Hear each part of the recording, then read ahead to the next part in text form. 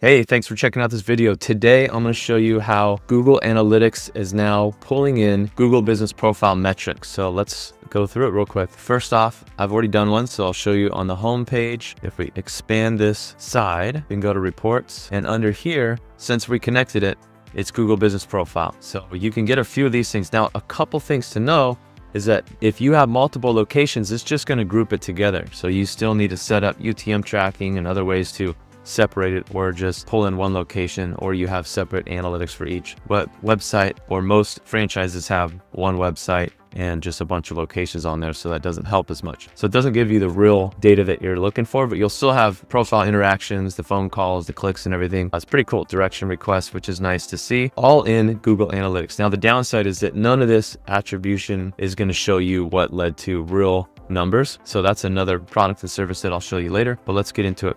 So first off, let's just pick another account. There's tons to do here. Go in do the root agency. We go into admin, and all you have to do is scroll down here into Google Business Profile links. Click there. Go ahead and click on the link. Choose the profile. Let's go ahead and find that one. We've got it right there. And confirm. Hit next. So we see that we link it. Hit next, review and submit, and now pretty instantly it'll show up with some reporting. I don't think it goes back any further than 6 months, so the historical data is weak, but this is still a move in the right direction for Google Analytics. If you're interested in learning way more about attribution and how we set up accounts to know exactly which keyword led to the call, which search term, to the landing page, to the SEO, to the booked call, to the closed revenue, we have set up a system here, so go ahead and check that out. It's under Click Track Analytics. You can start with a scan. So just start with a website scan, and it goes through everything. We have a 23-page backend prompt that we use, and then multiple fire crawls and all this other stuff. So you get a really good scan of what